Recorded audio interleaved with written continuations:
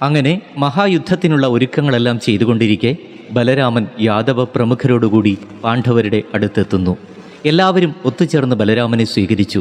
ശേഷം ബലരാമൻ ഇപ്രകാരം പറഞ്ഞു തുടങ്ങി: ഒരു മഹായുദ്ധം ഇവിടെ നടക്കുവാൻ പോകുന്നു. ചോരപ്പുഴകൾ ഇവിടെ ഒഴുകും.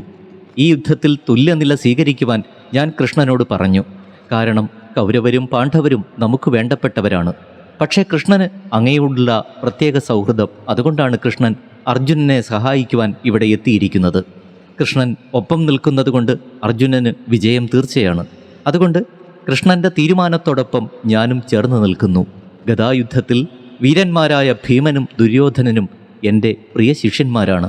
രണ്ടുപേരോടും എനിക്കുള്ള സ്നേഹം തുല്യമാണ്. അവരിൽ ആര് മരിക്കുന്നതും എനിക്ക് കാണുവാൻ വയ്യ. അതുകൊണ്ട് ഞാൻ സരസ്വതി നദിയുടെ തീർത്ഥങ്ങളിലേക്ക് ഒരു യാത്ര പോകുവാൻ തീരുമാനിക്കുന്നു.